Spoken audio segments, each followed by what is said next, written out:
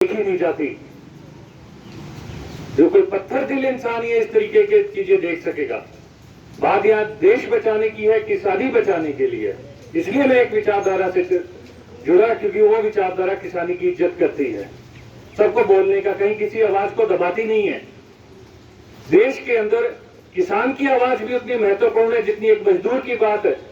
सबकी आवाज इतनी महत्वपूर्ण है, चाहे वो हमारे पक्ष की बात हो चाहे विपक्ष की बात हो। ये बात बड़ी गौर करने वाली बात है। आप मेरे विरोध में हो, नारे लगा रहे हो, तो आपको नारे लगाने का हक है, यही लोकतंत्र है। ठीक है, आप मेरे से सहमत नहीं हो, पर मैं आपको रोक नहीं सकता, यही लोकतंत्र है। ये धरना करना, प्रदर्शन करना, ये लोकतंत्र का हिस्सा है। क्या दिक्कत है इसमें? जब तक हम किसी सार्वजनिक संपत्ति को नुकसान नहीं पहुंचाते, ये संविधान हमें हक देता है। अपनी बात के लिए बात रखो, बात सुनी जाएगी। कहीं भी बहुत बार क्या होता है कि कई बार नहीं ध्यान जाता, सरकार का भी ध्यान नहीं जाता, तो किसान आते हैं सड़क के ऊपर, पर उनकी बात वार्तालाप, ना कि उनको जब टायरों के नीचे कुचला जाए, उनसे वार्ता की जाए। और वार्ता से और प्रयास से, सच्चे मन से, यदि आप किसान हित में, ऐसा कोई कार्य नहीं है जो नहीं हो सकता, ऐसे कोई बात नहीं है। तो मेरा यही निवेदन है, आज यदि जो हमें किसान भाइयों को एक पानी की प्राप्ति हुई है, ये हमारा हक है, कोई एहसान नहीं है। मैं मतलब बहुत स्पष्ट बात करने वाला व्यक्ति हूं, ये बहुत बड़ी जीत नहीं है। लेकिन पानी की परमानेंट, जो आपने बताया था कि समस्याएं जो हमारे, यदि जो आपने 3-4 मांगे रखी, उससे परमानेंट निस्तारण होगा, ताकि हमारी हर जमीन को लगातार पानी मिलता रहे, एक बार के लिए नहीं है। क्योंकि किसानी की बात और कानून ऐसे बने, मैं ये कहता हूं कि क्योंकि किसानी की जहां बात आती है तो उदयपुर का किसान एक अलग तरीके की किसानी करता है, जोधपुर के किसान की एक अलग, जोधपुर के किसान की अलग समस्या है। लेकिन अब मैं पिछले टाइम जब एक बार मुख्यमंत्री जी के वहां पे जाने का मुझे अवसर प्राप्त हुआ, तो बजट के अंदर जब वो आए थे, तो तब उनसे मैंने एक निवेदन किया। मैं इसलिए उनकी प्रशंसा करना चाहता हूं, मुख्यमंत्री अशोक गहलोत जी की। उनको हम किसानों की तरफ से उनका कि क्या मांग है। मैं कहा जी हमारे खड़ों की बड़ी समस्या है। मैं भाखड़ा से आता हूं, आप इससे, आपका IGNP के अंदर है आपका। हमारे भाखड़ा और ये जितनी नहरें हैं ना, हमारे खड़ों की बड़ी समस्या है जी। पंचायत से खाड़े बनते नहीं है, तो क्या करना चाहिए। मैं कहा CAD डिपार्टमेंट में आप बजट दे दो। क्या कितना? मैं कहा जी आप ये अपने अफसरों से आप ये डिस्कशन कर लीजिए, और जितना है कोई खड़ा कच्चा ना रहे, जो भी नकारा हो चुके हैं उनको भी पके। तो मुख्यमंत्री जी ने, आप विश्वास नहीं करोगे, बजट देख लेना, कुछ 3 चरण के अंदर वो पैसा भी आएगा। 363 करोड़ रुपए खड़ा निर्माण के लिए इस बजट के अंदर दिए हुए हैं। तो इससे ज्यादा संवेदनशीलता क्या चाहिए?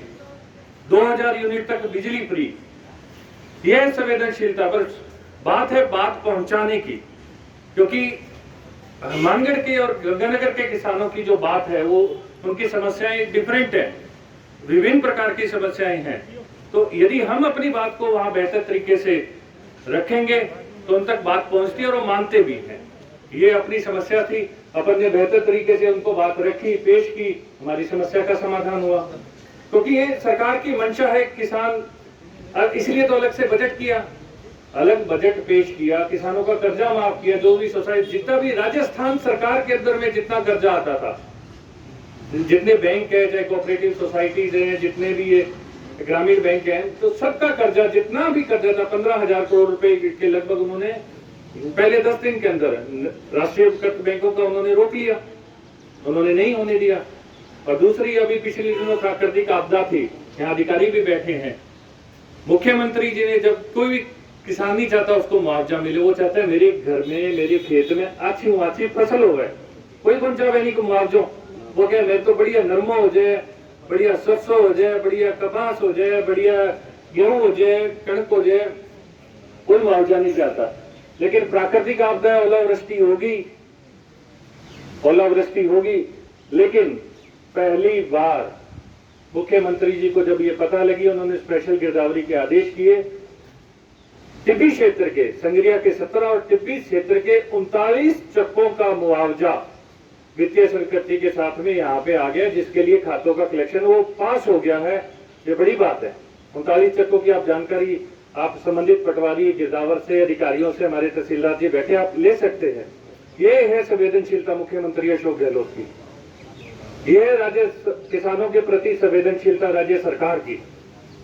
और मैं इतना वादा करता हूं आपसे, इतना प्रॉमिस करता हूं कि जो कांग्रेस की, मैं बात नहीं, शब्द नहीं लेना चाहता था, लेकिन बात ऐसी निकल गई। कांग्रेस की जो विचारधारा हमेशा किसानों के पक्ष की रही है, कहीं भी किसानों को प्रताड़ित करने का, कहीं भी कांग्रेस ने, चाहे वो भूमि अधिग्रहण बिल पे कांग्रेस का संघर्ष हो, जो भी योजनाएं बनाई है वो किसान के पक्ष की बनाई है। और सबको, क्योंकि किसानी है, किसान के साथ एक शब्द जुड़ा हुआ है संघर्ष, हमें बहुत संघर्ष से ही सब कुछ मिलता है। और इसी संघर्ष ने हमें मजबूत भी बनाया है। देखो, संघर्ष की खास बात होती है कि वो करना तो पड़ता है, लेकिन इंसान को बहुत मजबूत बना देता है। और आप लोगों के संघर्ष को सलाम, आपने जो ये संघर्ष किया और उसके बाद संवेदनशील सरकार ने आपकी बात को माना और पानी को हमें उपलब्ध कराया, उसके लिए सरकार का, राज्य सरकार का, हमारे आदरणीय मुख्यमंत्री और सभी अधिकारियों का, सबका धन्यवाद और आपके संघर्ष को सलाम। और इसी प्रकार हम संघर्ष के साथ किसानी जिंदा रखेंगे।